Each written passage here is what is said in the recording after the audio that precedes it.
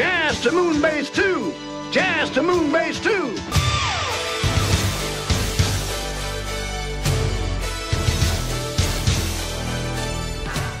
Welcome to Kit Katastrophe. My name is Kit, and today we'll be taking a look at Transformers War for Cybertron Siege Deluxe Class COG.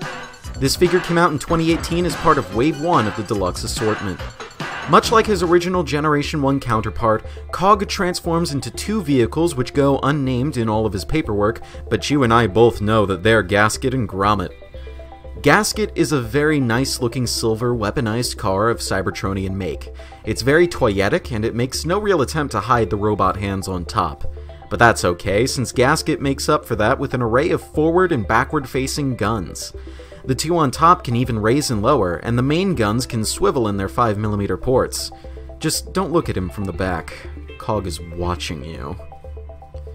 Grommet is much more boring. He turns into a nondescript Cybertronian half-track vehicle of dubious function, and I can't really say I'm on board.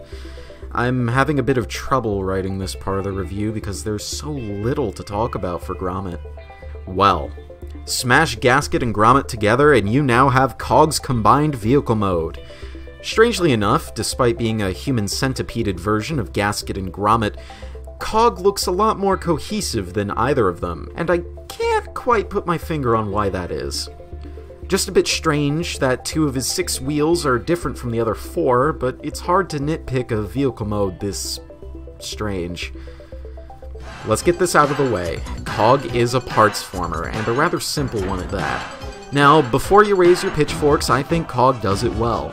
It's part of his gimmick, and he still features some element of actual transformation. Part of me wishes that he could have transformed straight out of his combined vehicle mode, but I can't grudge him for his solid locking tolerances and the fun factor of it. Robot mode is definitely where COG looks best. He looks far more cohesive than any of the vehicle modes, that's for sure. He's stocky and very strongly proportioned, and just looks really good to my eyes. Grommet's treads look really good placed on his calves, and Gasket's forward-facing guns look really good as shoulder spires. The rear-facing guns now work as knuckle-mounted blasters, which aid COG when he goes without his weapons.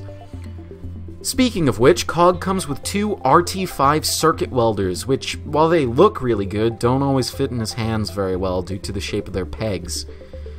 Now, you may be wondering why COG is a parts former. Well, COG's whole gimmick is that he rips himself apart, and his fellow Autobots rend him into new, powerful weapons for their own use. We'll be using Sideswipe to help illustrate this.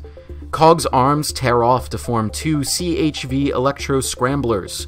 COG's torso becomes the C40 Neutron Synthesis Shield. The crotch becomes the CLR Thermal Booster, and the 2 legs form 2 CM3HF Spectrum Disruptors. And using the various 5mm pegs and ports strewn all over COG and the other Siege figures, you can place these objects wherever you please.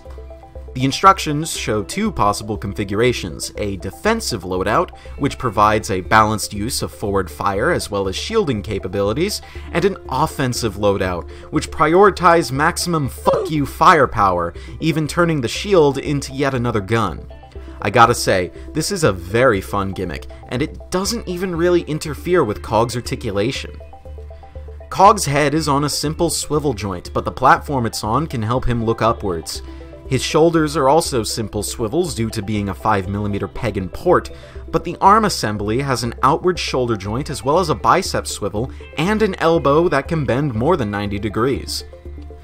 Against all of my expectations, COG features a waist swivel due to a very smart cut in the assembly. COG's hips are universal joints, while his thigh swivels are formed from another 5mm peg and port. He has knees that can bend 180 degrees, as well as a nice added touch with the ankle tilts. Obviously, this is the most articulated, official COG we've ever gotten. Well, I think this is the first COG we've gotten in over 30 years.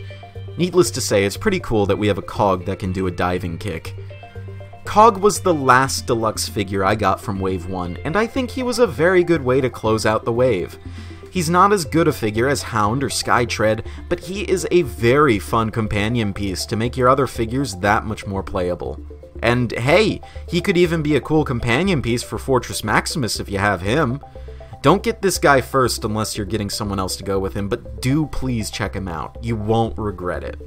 This has been Kid Katastrophe. It's time to transform and roll out.